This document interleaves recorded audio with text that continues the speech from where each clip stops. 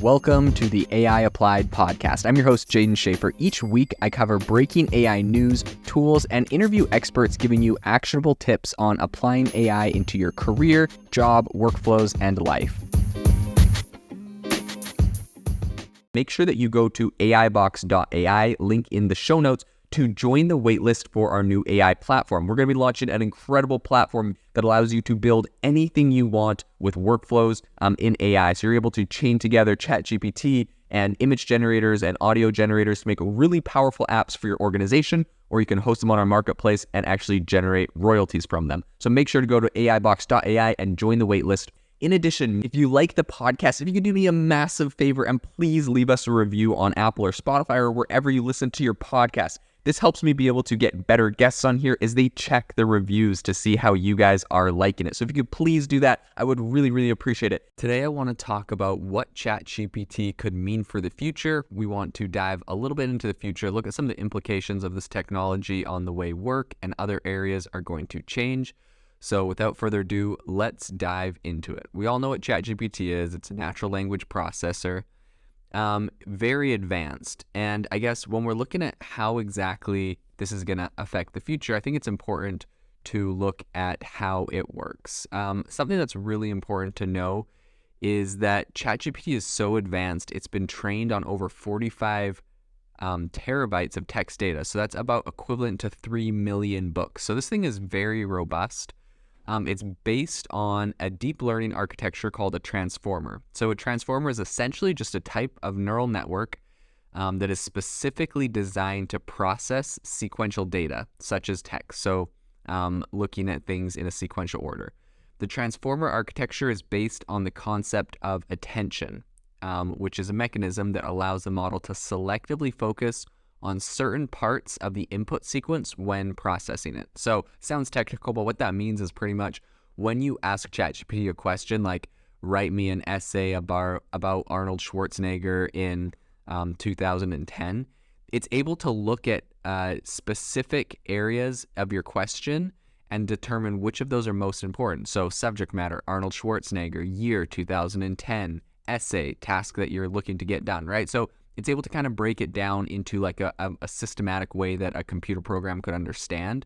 And that's something that wasn't previously available or previously possible with other AI models. So the training process for ChatGPT is divided into a couple stages. First, pre-training and fine-tuning. So during the pre-training stage, the model is trained on a really large data set like Wikipedia or Common Crawl data set, which essentially just means websites that have opted that for companies like Google or ChatGPT, OpenAI to be able to crawl all of their data. And so this pre-training process is what gives ChatGPT its deep understanding of language and its ability to generate coherent responses, right? Because it's reading all these articles from websites. It used to train off a lot of content that was on Twitter and other places. So that's kind of where it understands the language because it's been trained off of all that. So in the fine-tuning stage, the model is trained on a smaller data set. So that's specific to the task it's going to be performing. So for example, if ChatGPT is being trained to be a consumer service chatbot, it's going to be fine-tuned on a data set of consumer service conversations. So this fine-tuning process is what allows ChatGPT to adapt to specific use cases and become more accurate and effective. And so they've been able to fine-tune this in a lot of different areas, right? They've been able to help it write articles. They've been able to help it be a chatbot. They've been able to use this thing for writing product descriptions. And they've fine-tuned the chatbot, the ChatGPT, off of a whole bunch of data sets of those specific things.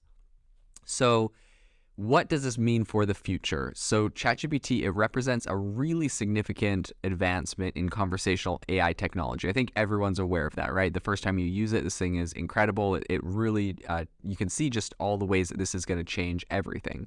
And so its potential impact on the future is really massive. And here's some ways that I think that ChatGPT is going to shape the future of conversational AI. Number one, I think it's going to result in improved customer service. So one of the most immediately practical applications of ChatGPT, one of the things that first got launched into, and actually not just ChatGPT, but previously before that, OpenAI had what was called the Da Vinci model, and they had a couple other models of, essentially something that could talk and respond to questions.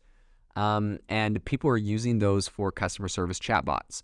So they've become really common in the field, and it's for a pretty good reason, because essentially they can save companies a lot of time and money by handling really simple inquiries and directing customers to the right resources. So for example, if a company finds they get a ton of people messaging their customer service representatives asking about specific features or specific products, essentially they can write a series of prompts, just like when you create prompts for ChatGPT, where ChatGPT might be installed on a website with a specific prompt that says, what product are you wanting help with today? And someone says, what product, and then ChatGPT gets that, and it, let's say you are talking about a specific model of TV, it sends you over to the chatbot built for that specific model of TV, and it might say, what problem are you having with this model of TV? And they say, the power won't turn on. And so then it has all of the problems segmented out that are common, like every website has frequently asked questions, whatever, same thing. So then it will send you over to the chatbot specifically to help people address that problem, which will run through the prompt they've created for that chatbot that they're sending you to based on ChatGPT. It's like a prompt that says, when someone has a problem with the power, suggest these 5 different things, walk them through these different steps they can take to try to fix their problem or solve the problem. Anyways, it can get pretty elaborate, right? Because you could have tons of different products, tons of different problems, but you can program these things to be really good at responding in a very natural way. And so while, it might be complex to get something like this set up, this is saving thousands of hours of actual humans having to go and just respond to the same, frequently asked questions, the same frequent problems that people have. So that's the first way I see it making a really big impact. The second is virtual personal assistants. So ChatGPT is going to have a really big impact in the development of virtual personal assistants. So existing virtual assistants like Siri and Alexa are useful for, for handling basic tasks, pretty much like setting reminders or playing music, but they really lack the ability to hold extended conversations or provide pretty much in-depth assistance. So GPT has the potential to change that with its advanced language processing that we've all seen and tried. It can act as a really powerful virtual assistant, and I've actually seen people set this up before. There's different apps you can use that can connect to ChatGPT, and on your phone, if you have an iPhone, you could actually select different keywords to say that will trigger Siri to query its answers instead of from the internet or something from ChatGPT. So there's some really cool things that people are starting to do. I see this trend improving in the future, and I see this being a very powerful virtual assistant that can answer and help you in virtually every area that ChatGPT could. And it's all audio, it's all on your phone, and so it's really quick and it's really going to help people to be more effective and productive. So one other area I see this is the field of translation. So I have personally had a pretty interesting experience. I own the app Self-Pause. It's a positive affirmation meditation app, and we recently introduced a AI life coach into the app. And what's really crazy is, it took a week or two working on making different prompts and the technology, working with our developers to get this AI life coach feature integrated into it. And then I was thinking man, this would be so cool if we could have this for other languages, because, it was in English, but we do have a lot of users in other languages.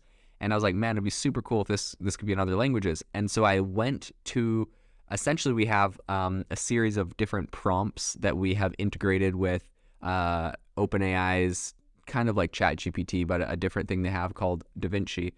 And so we have a series of prompts we've integrated to create this AI life coach, and it's super long. Each of these prompts is a page long because it's pretty much telling ChatGPT how to be a life coach, what to say, how to walk people through this conversation.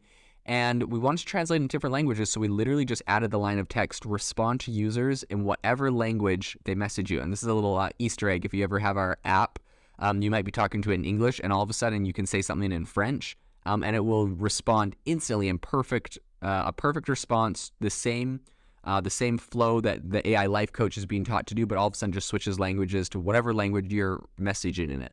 So really, really cool. I was absolutely blown away, right? Because normally when you do developmental projects, we got our whole app translated, Self-Pause, that same app, we got it translated into 4 new languages, and that took like 2 or 3 months to get all the areas of that translated. But this AI life coach feature, which is, pretty advanced AI, like 1 line of text, we literally got the whole thing translated into every language in the world in like 10 minutes. So very, very powerful. And I see this being something that can help people because it really understands the meaning of a lot of these words. And so the translations can come across really well.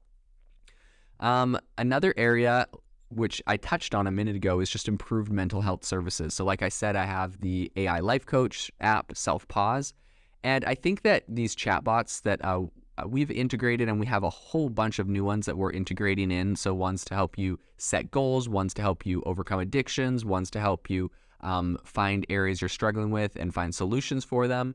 And I think that in addition to that, just, finding a place that people can go and get like some sort of empathetic response. They know they're talking to an AI, but sometimes you don't really want to tell your problems to an actual person. And so this, I honestly think, is going to be a really big area. I know for me personally, everyone's different, right? But I know for me personally, being able to tell my problems to an AI actually has more of an appeal than telling them to an actual person.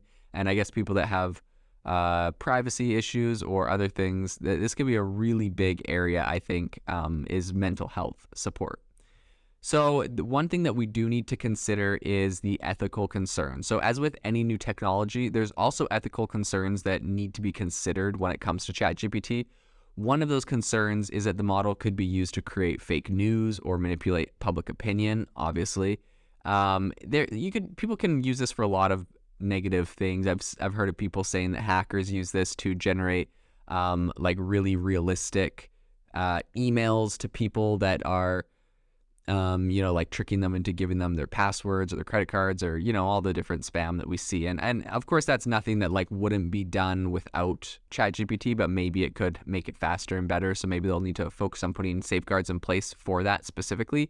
And to be honest, it kind of makes sense. And I'm sure that they're going to tackle this problem, and we hope, that they'll be able to find solutions for it.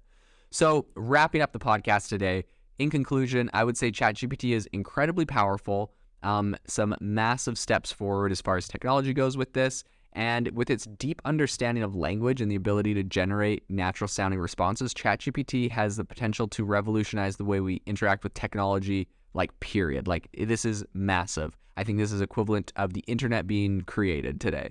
I think it can be used to improve customer service, mental health, support, assist in language learning and translations, act as a more human-like virtual assistant. It's important to think of the ethical implications of this technology and to ensure that we're using it in a responsible way. And as AI technologies continues to advance, I think it's going to be important to remain really vigilant and ensure that this is being used in ways that benefit society as a whole. If you are looking for an innovative and creative community of people using ChatGPT, you need to join our ChatGPT creators community. I'll drop a link in the description to this podcast. We'd love to see you there, where we share tips and tricks of what is working in ChatGPT. It's a lot easier than a podcast, as you can see screenshots, you can share and comment on things that are currently working. So if this sounds interesting to you, check out the link in the comment. We'd love to have you in the community.